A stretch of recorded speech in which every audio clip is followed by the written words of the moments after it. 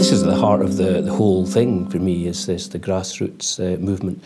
As I say when I do public meetings, you know, we've got yes groups now from Yell up in Shetland down to Yettam in the borders, you know, and you're right across the country, Burnt Island to Brodick.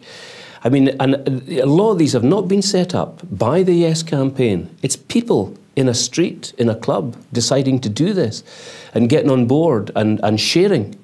It's an astonishing network now across the country. This has never happened before. I mean, you'd have to go back to, I don't know, maybe the foundations of the Labour Party itself, you know, to find something which has caught fire in people's minds the way that this has.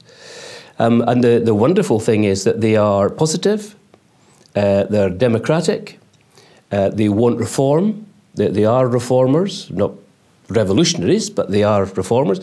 And these people are not, you know, they're not kind of on the edge of mainstream politics through, say, trade unions necessarily, although some of them are. A lot of these people I've met at meetings are what you'd call middle Scotland. I mean, they are respectable, they're collar and tie, a lot of these people. They are sensible shoed Scotland. There's a car in the driveway, it's a stone-built villa. You know, they have foreign holidays, they've got pensions, they've got qualifications, they are professional people, and they're saying, we don't like the way the country's run, it's not good enough. And part of this is an inbuilt, I mentioned earlier, the inbuilt sense of Scottishness that's not being reflected properly in their lives. They don't feel that's happening through the Westminster system. The evidence shows they don't think that's happening through the BBC, which is where a lot of that should come from. It's failing them too.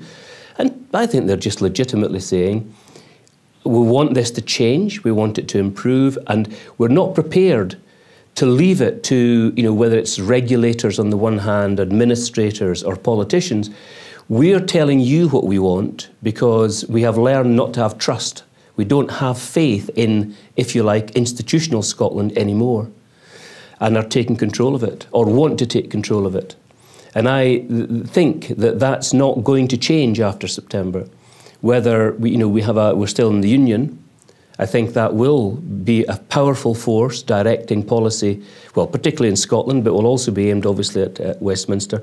And if we win this, if there is a yes, then I think, you know, whoever ends up running Scotland, and even before that, in the run-up during the disaggregation talks, I think they're going to feel that as a pressure.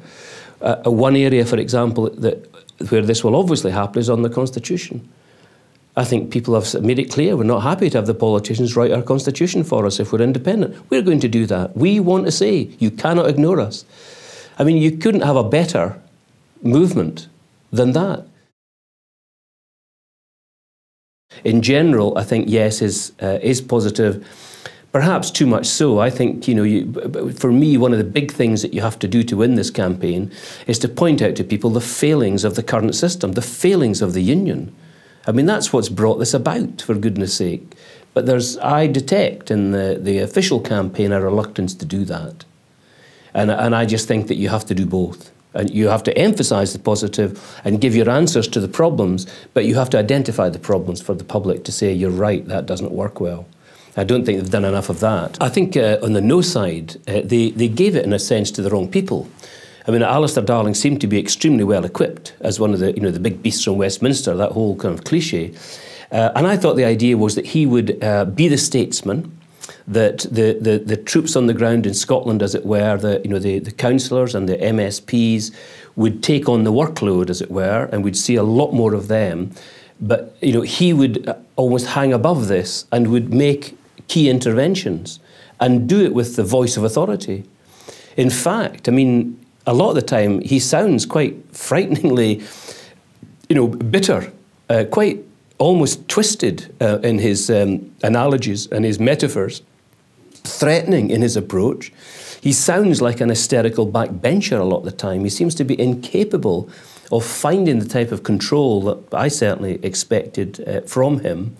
And, you know, the fact that he's been roundly criticised by his, you know, by voices on his own side, I think, is an indication of that.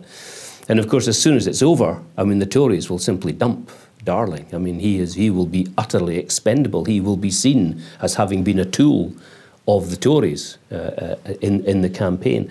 And the others doing it, it seems to me, the kind of, the Blair McDougals and the group of essentially Labour Party spin doctors, I mean, are almost like student politicians in their mentality. It's kind of, it's point scoring for them.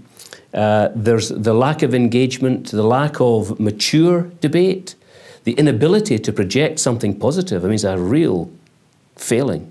It's a kind of killer point, actually. If somebody says something which is actually sensible, we had a Jackson Carlaw, the Tory MSP, made what I thought was an absolutely clear, sensible statement, which was, I am opposed to independence and I want the union, but if the Scots vote yes, democratically, I will be arguing for a currency union. And he was criticised for that. That was as close to a positive statement because it was simply sensible, and it said, after the people have spoken, this game changes. I'm a Scot and I will fight on Scotland's behalf.